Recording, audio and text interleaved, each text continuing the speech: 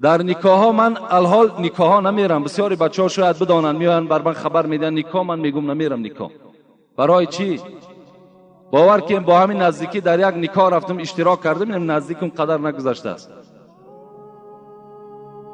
من دائم نکاحم روپرو است، یعنی شوهر در پیش عروس برده میگذارم و در بین موعظه میکنم، حق شوهر و حق زن خبر میتون و بعد اون نکاح میکنم. این بهترین صورت نکاح انا همین است. وقتی نزد اونها رفتیم، باور کن قریب 30 نفر دختر در اطراف یک دختر جمع شدگی هستند.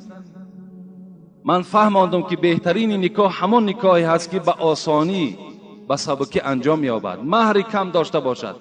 خواهر عزیز، در حال همون نفس خطه به همین جوان ببخش، ان شاء الله بختی تو سفید می شود.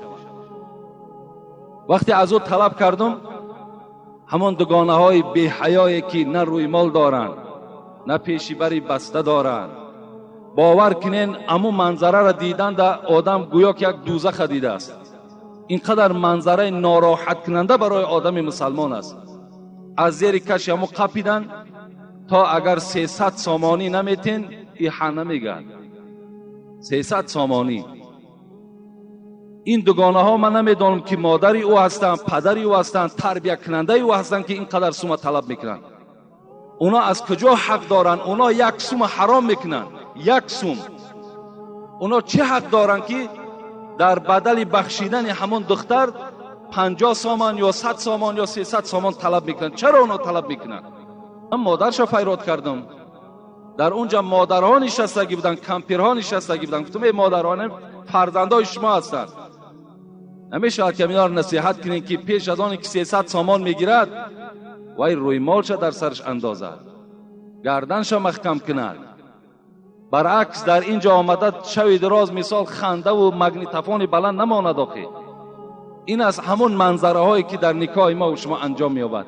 پدرای عزیز، برادرای مهربان، همه شما اولا شکرانه کنین که در خانه شما نکاح می‌شود و بعدا پیش از نکاح همون دختر را شنونین و بفهمانین که همون زمانی که مولا میگوید همون زمان ببخش که دخترم تو نیکبخت میشوی.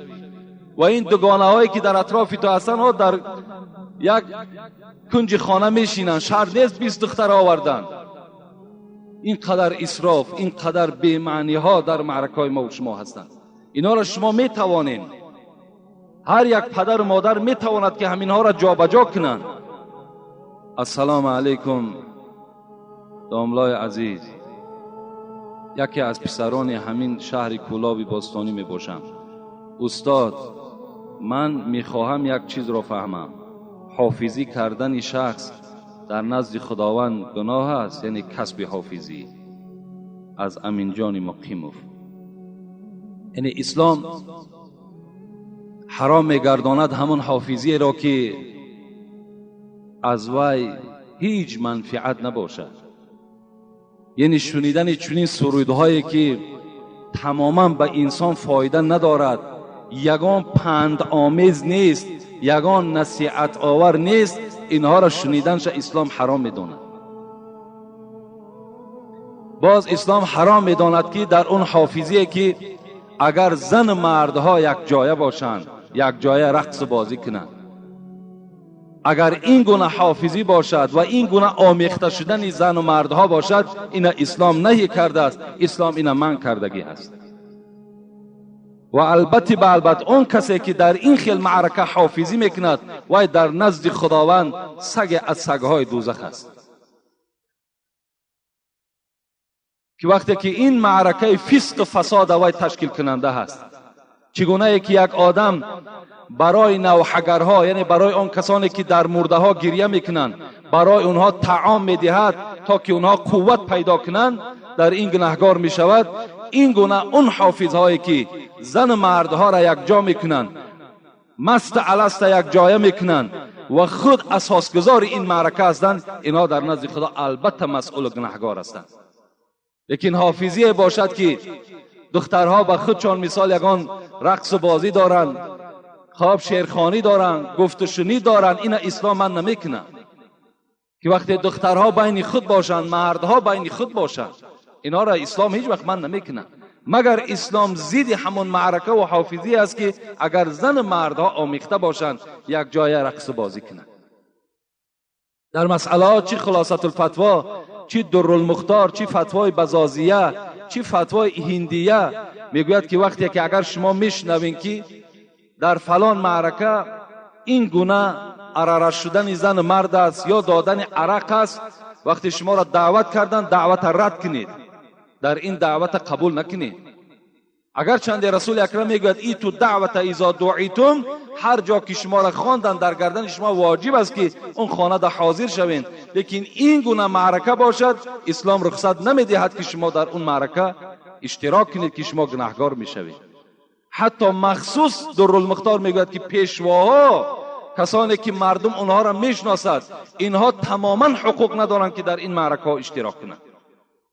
یکی مبادای میگوید که از رفتن پیشوا اگر همون معرکه به معرکه اسلامی مبدل گردد، این حالت در اسلام رخصت میدهد که همون پیشوا رفته در اون معرکه اشتراک کنند.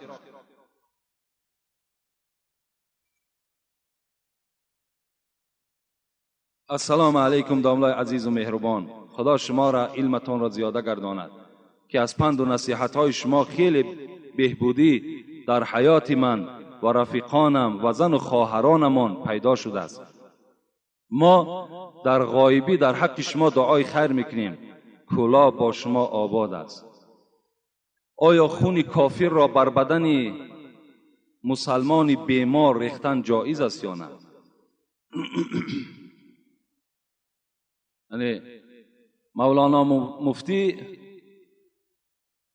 محمد شفیع در فتوای محمودی این مسئله را میارد که اگر علاجش باشد خون مسلمان در خون کافر در مسلمان نریزین، اگر علاجش باشد.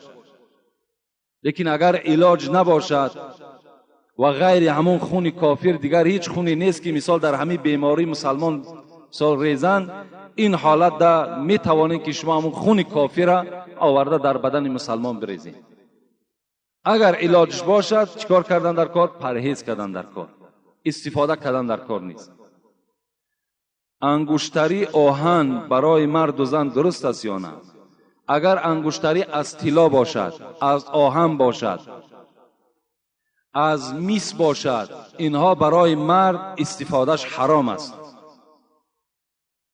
برای مرد انداختن انگشتری طلا یا گردنبند طلا یا ساعت طلا یا انگشتری که از آهن است یا از میس است، اینها را حرام است در اسلام انداختن اینها.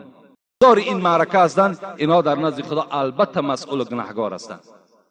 لیکن حافظی باشد که دخترها به خودشان مثال یگان رقص و بازی دارند، خواب شیرخوانی دارند، گفت و شنید دارند، این اسلام من نمیکنه. که وقتی دخترها بین خود باشند، مردها بین خود باشند، اینا را اسلام هیچ وقت من نمیکنه. مگر اسلام ضد همون معرکه و حافظی است که اگر زن مردها آمیخته باشند یک جای رقص بازی کنند.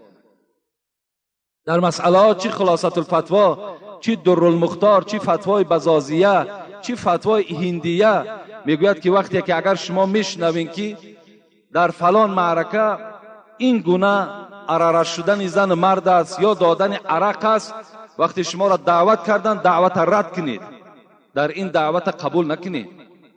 اگر چند رسول اکرم میگوید ای تو دعوت اذا دعیتم، هر جا که شما را خواندن در گردن شما واجب است که اون خانه دا حاضر شوین، لیکن این گونه معرکه باشد اسلام رخصت نمیدهد که شما در اون معرکه اشتراک کنید که شما گناهکار میشوید. حتی مخصوص درالمختار میگوید که پیشواها، کسانی که مردم اونها را میشناسد، اینها تماما حقوق ندارند که در این معرکه ها اشتراک کنند. یکی مبادای میگوید که از رفتن پیشوا اگر همون معرکه به معرکه اسلامی مبدل گردد، این حالت در اسلام رخصت میدهد که همون پیشوا رفته در اون معرکه اشتراک کنند.